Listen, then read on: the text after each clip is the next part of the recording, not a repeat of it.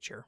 And our last major stories here relate to everyone's second favorite topic related after AI, NFTs. um, Sega. They announced pre-registration for Kai Sangoku Kushi Taisen. If you don't know, this is based off a arcade game. I believe a card-based arcade game where you have like this table and you can put cards down on the screen and move them around, and that moves like the generals on the battlefield and things like that. And as far as I'm aware, it's a very popular game. I think there's a DS version of the game as well. But they got like 1 million pre-registrations and things like that. There's not much news beyond that other than just like, it seems like this thing is going to be launching. One thing I did notice, and I think we may have noticed this before when this game was first announced, is that the page itself, the parts that I can machine translate, obviously I'm not necessarily reading all the parts on this page. The parts I can machine translate do not really mention crypto or NFT whatsoever. It is focused on this being a trading card, army card battle is the genre listed when using machine translation. The developer is Double Jump Tokyo. Double Jump Tokyo, if you don't remember, is a team that is very heavily reliant on, or very much kind of the core development team behind a lot of like Sega, Square-Enix, and Konami NFT efforts. These kind of larger companies trying to get into NFT games. Double Jump Tokyo has been kind of like the backbone of that whole initiative. But yeah, they just really don't mention the kind of NFT stuff until you get into the light paper. The light paper is being, I guess, a white paper, which, is its own whole thing. But once you get into here, then this is where they start talking about the fact that like these are NFT cards and things like that. And even looking at the page that's like the page for the Google Play page in here, there's really not anything in here about that stuff either. What am I closing? There's really not a lot of stuff in here about that stuff either. So many charismatic military commanders who braved through the era of warring states make their appearance. Now, unfortunately, if you ever were curious about this series, this is, I believe, the first one that's going to be localized into English. So please enjoy whatever comes out of that. I don't really have any interest in this particular game in terms of the NFT version. Or at least not without seeing some more gameplay. But, I think a lot of this kind of stuff exists nowadays. I think I would be interested in like an arcade version of this probably.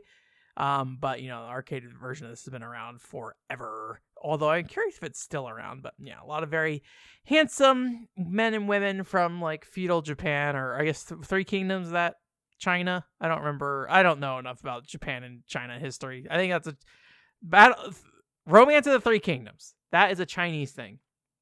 So a bunch of handsome and handsome Chinese people is, I guess, what we're getting here with. And then outside of Sega,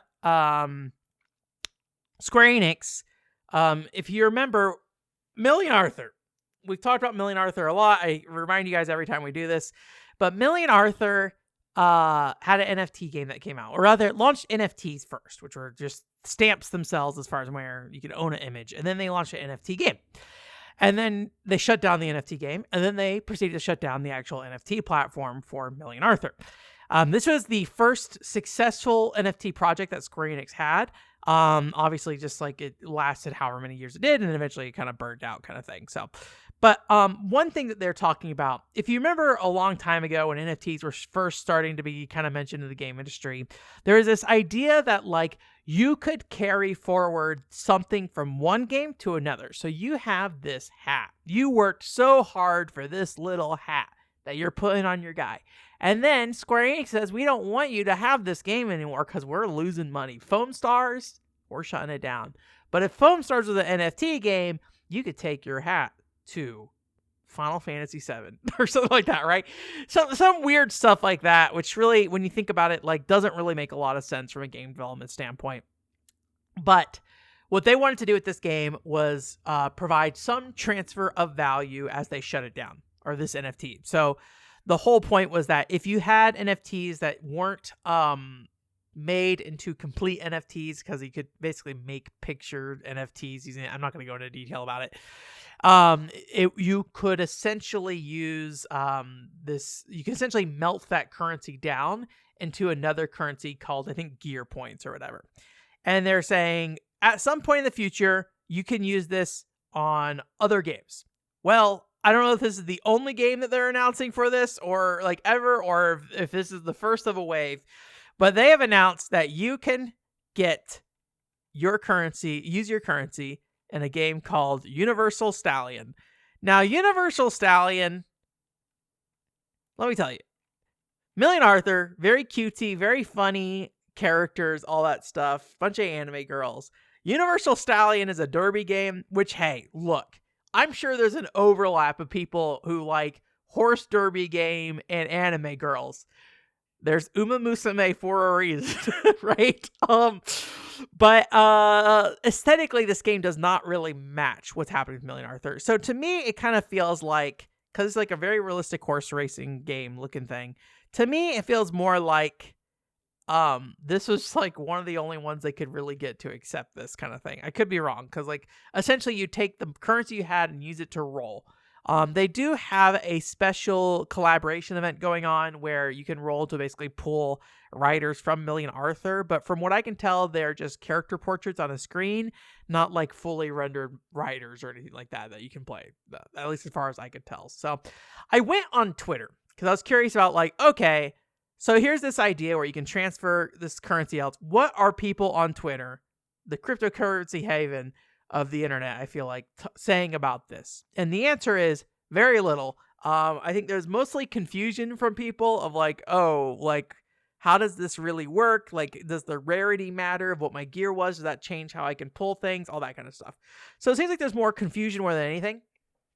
But one thing that I did see that was an interesting point somebody made, and I want to be very clear, this person is, I believe, potentially, I don't know for sure, potentially could be a developer at Square-Enix who works on NFT games, but they do seem to say that they work on NFT projects either way. I get the impression they may be working on Square-Enix NFT games, though. I think what they're saying in machine translating this post is, okay, well, now that the game's over, unlike other live service games, where the game shuts down and you just lose everything, this game is providing you some value after the fact. And so even though you kind of can make fun of it for what it was doing, and this is not necessarily what he was saying about that part of it, but in my mind, I guess, based off like what his point being is that like, even in this situation, you can say you got some value out of it versus other games where you get no value out of what you invested, right? Did you pay $8,000 to play Uma Musume, right? When Uma Musume shuts down, that $8,000 is gone.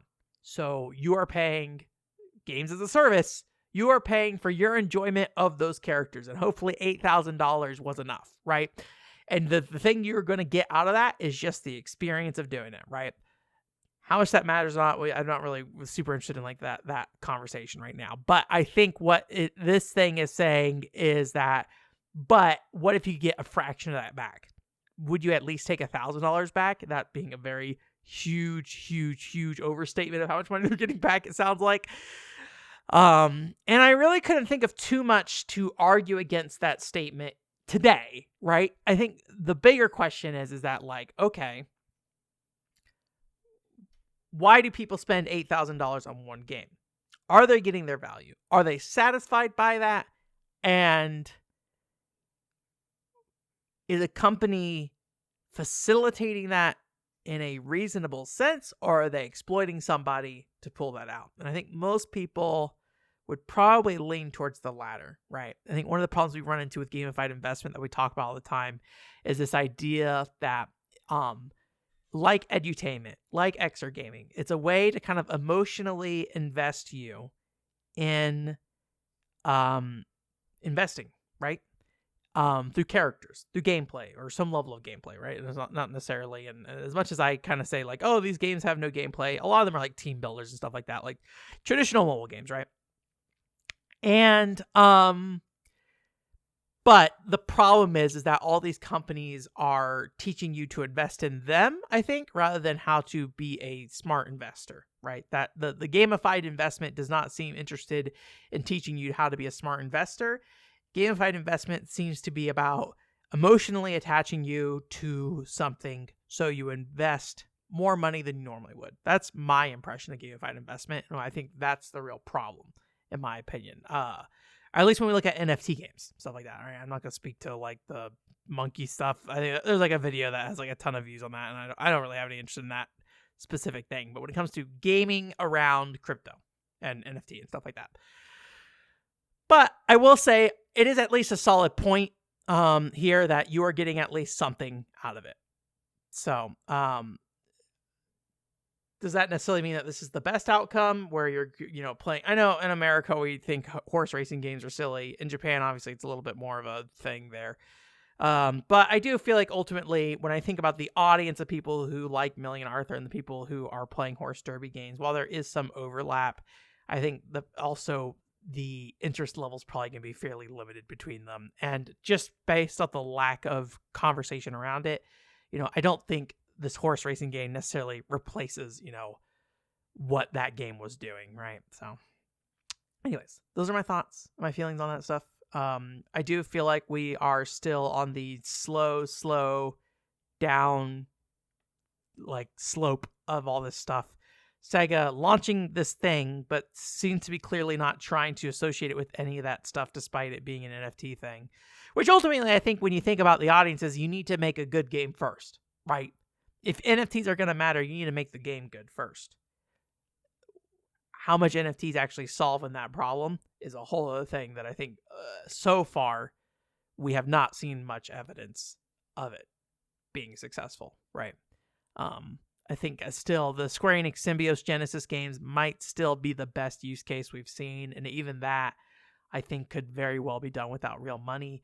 Then that starts getting the question of like, okay, what is gambling with real money versus not gambling with real money? Like, why do people buy PS2 pachinko games, right?